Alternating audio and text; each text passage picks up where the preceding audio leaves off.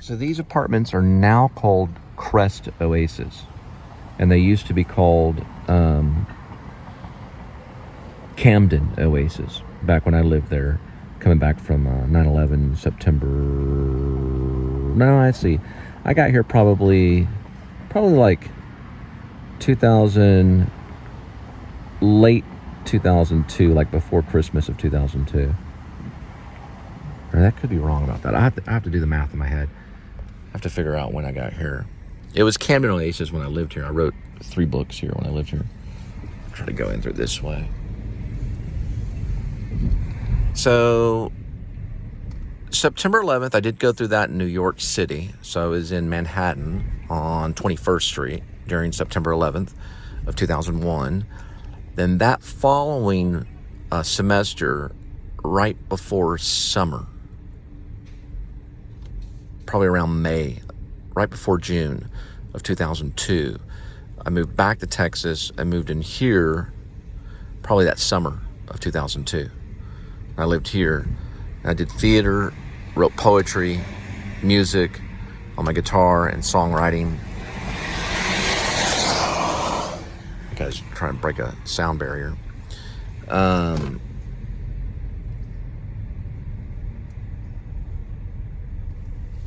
And books. I wrote books too.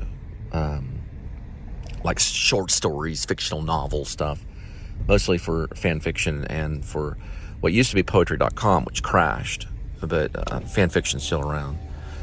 I think I found about fan fiction later when I was living in Crowley, but I lived here in these complex places, or this place, which is right off not too far from American Boulevard. And that's where I wrote a lot of my stories and stuff like that. Some screenplays, some plays, some poetry, about 3 or 4 books, some fictional novels and things like that in these places right here.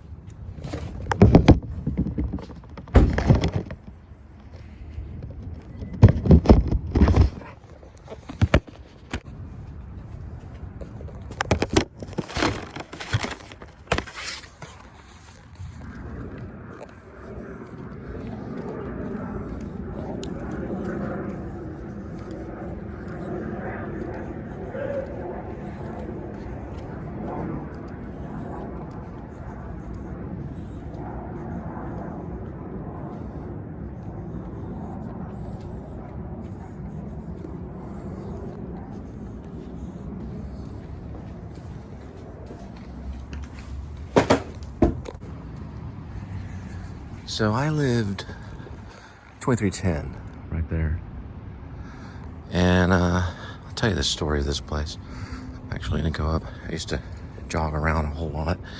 I had a bicycle when I lived here the summer of 2002. I came back from New York. And I did all my writing and all of that stuff right there.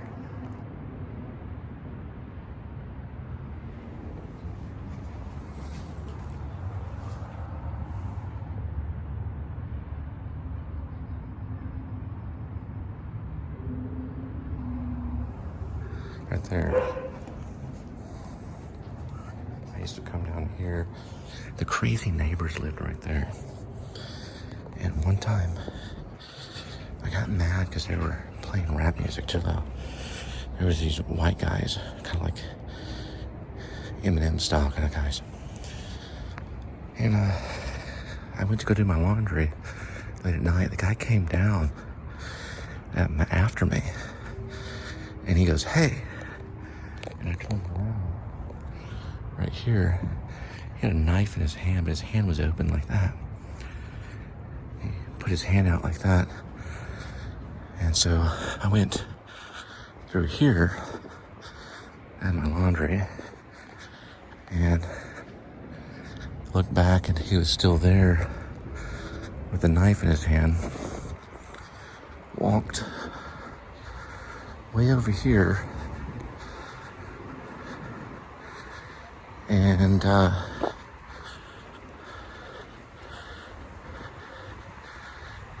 came way over here, walked over in this area over here, kept walking this way.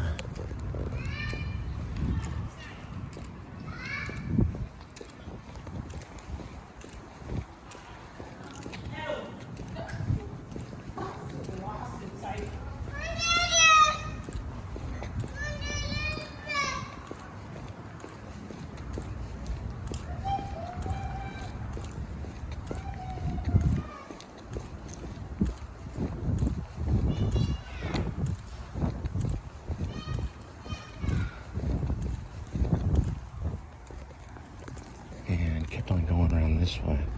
I'll show you where I went.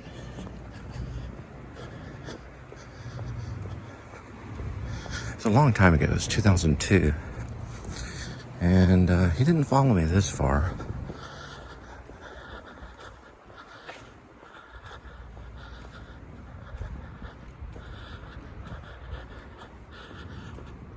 Kept on going. This was where the laundry room was back in the day.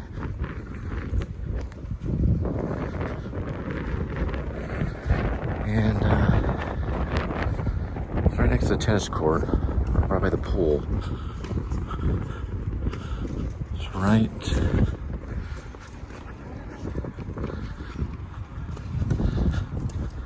there.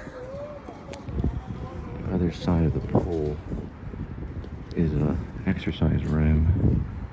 Right over that way. Right over that way. Anyway.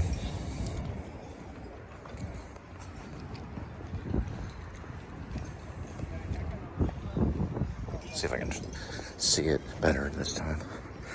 So this crazy neighbor, he was a white dude, and kind of had like a Yankee accent, like a northern accent. I had some brothers that lived there. Well, we hadn't called the police, and when the police met, it was a black cop and a white cop. I told them exactly what the guy did. They had a knife in his hand, but his hand was open like that. The cops, they asked me, they said, well, what do you do with the knife? I said, he held it out towards me. He used to come in here and go to that racquetball court all the time with chicks. And I said, well, he had a knife in his hand. He said, well, what do you do with it? I said, well, he just held it out like that. I said, well, there's nothing against the law about that. Okay, sorry, I got a phone call. That's a racquetball court right there. Anyway, so I told them, and they said, well, you can perfectly, you can do that. I said, really? They said, yeah. And then they asked me, I said, well, why do you get so mad or whatever? I said, well, I threw a weight down on the ground, one of these weights I used to work out with, because they were playing music too loud. And so he got onto me. He was like, well, don't do that. And that's the first time I felt, I wouldn't really say victimized, but this is the first time I felt kind of bullied by authority figures who are supposed to protect people, because that guy was up to no good. I mean, he'd play that kind of music, like, loud, like, all the time. Who knows what he was, up to. So, anyway, I used to jog all around here. And, one of the exit points was right over there where I used to leave. And I'd jog all around them this way. And I did my first marathon from these very apartments. I jogged all the way to Arlington from here on foot. Also used to do things like on my bike. I'd bike from here to downtown Fort Worth, or I'd bike from here to the Hewlin area in Fort Worth, if you know where I'm in Euless right now. But I would take the train too. There's a squirrel right there.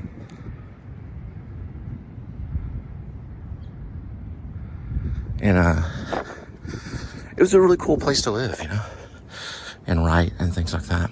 It's pretty exciting.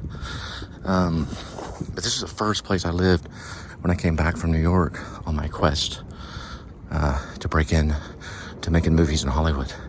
So I thought, I'm gonna spend some time here writing and studying film and literature. A lot of literature. I did a lot of reading here, tons of reading, and kind of like poetry, kind of all kinds of stuff. But I was mostly by myself.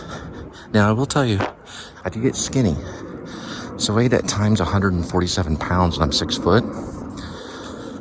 And I didn't always have work. So I did a lot of waiting at tables, worked at factories, occasional factories and things like that. And I substitute taught. So as a substitute teacher, I used to take my bike from here. I had a Trek mountain bike. And I take it to various schools in the HEB area. I worked for HEB district. One time I got so hungry, I had to find food in there. Actually, dumpster dive in that place. Back in the day, a long time ago. I'd find like fresh Taco Bell, things like that. Some canned goods, things like that. It got that bad. But I lived like right over there. It's a cool little complex. It's a lot of fun. Learn a lot about writing and storytelling. This was the actual gate that I exited to go on my marathon. I was about a little past 27. It's about maybe closer to 28. 27 years old to 28. I jogged from here all the way to the edge of Arlington. It was 26, 27 miles. But I had to do some of it walking. So I have to admit, I didn't do the whole thing jogging. But I did complete it. So it was about 12, 14 miles there, and about the same back. Yeah, maybe 11 or 12 miles there, about 11 or 12 miles back. Maybe a little bit longer. I don't know. I measured on my car is about 27 miles.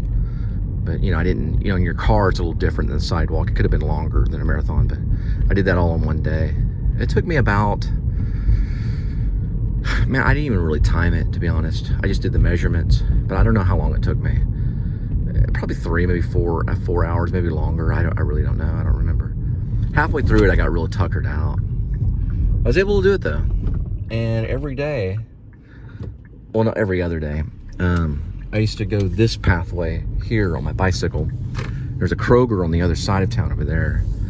And back whenever I first got back, you could buy like 5 power bars and get 5 for free. I was living on like power bars, barley. I ate a lot of dates. I ate a lot of palm dates and stuff. I had potassium in them. I was a big time vegetarian too. But I did eat some meat, but I was a vegetarian maybe through my whole struggles of being an actor, which I think could have been a reason for my failure, because I didn't eat meat. And I just wasn't on the same plane as like everybody else.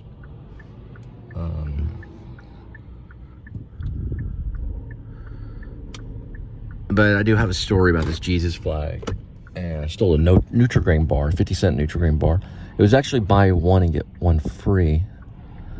And the clerks came after me for the Nutri-Grain bar, and I had to run, I had to hightail it. They stole my bike, so they never gave my bike back.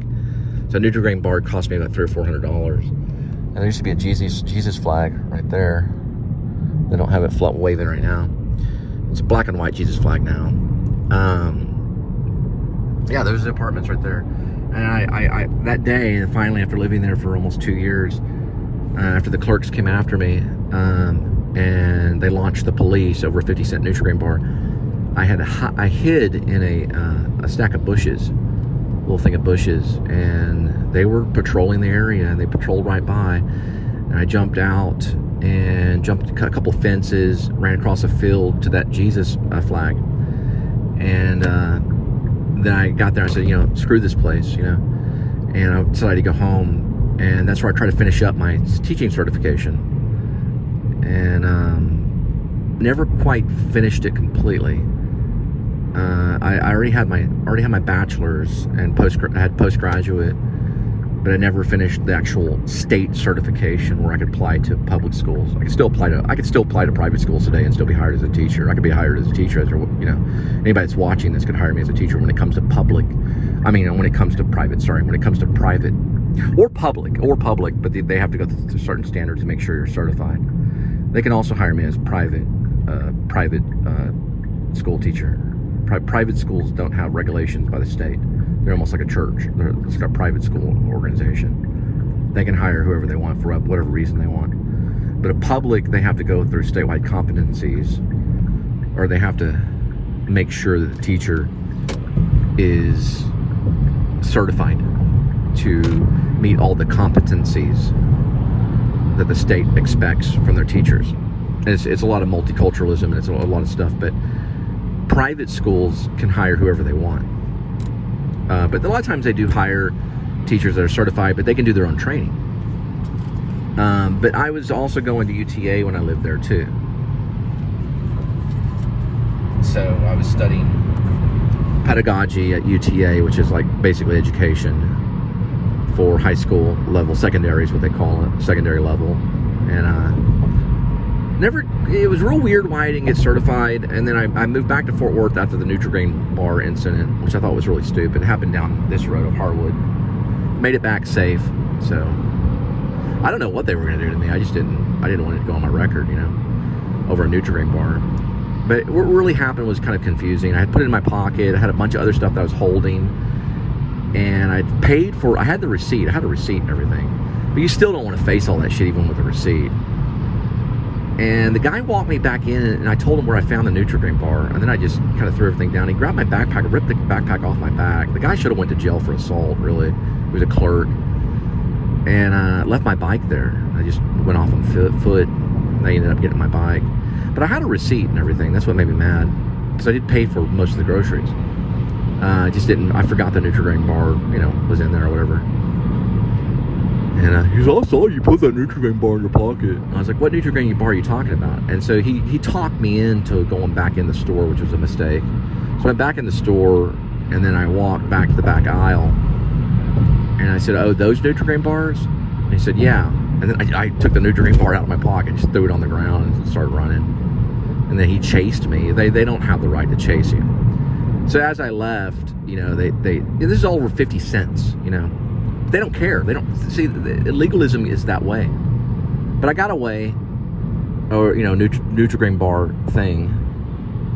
And that's what's crazy about a lot of it, you know, is a lot of it it's hyper legalism. It gets out of hand.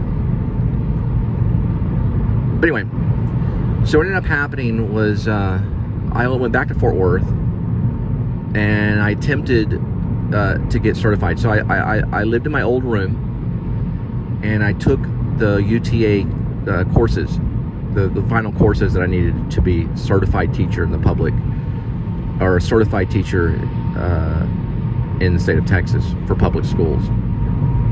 And I was only like a few classes away. I was like maybe a class away.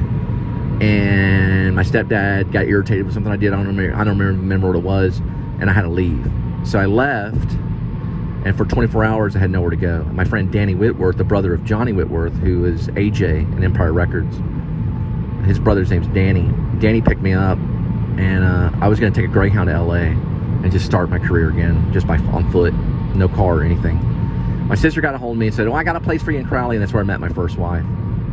And I got married and settled down for about, I guess maybe 5 years. And I was a telemarketer for about 4 of those years. Also did door-to-door sales. I did door-to-door sales for electricity. I was a telemarketer for about 4 years. And then my first wife left, and I was left out in Fort Worth. And she had left. And I tried to make an indie film called Bulb, which didn't get a lot of attention. But I did a lot of the dailies myself, and even hired actors and stuff like that. All on unemployment. I had unemployment at the time. Now, this is before I had children or anything.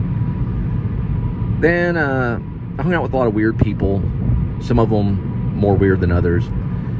Finally left the Bulb thing alone, decided to write a book. My mom said, well, why don't you try Maine? There's a good theater out in Maine. You could try some theater work in Maine. So I went to Maine. I lived next door to this theater. I lived in Guilford. Well, I lived in Parkman, Guilford, and Dover Foxcroft, and I wrote a book called Escape from Maine because I decided to come back to Texas. Came back to Texas after 17 months.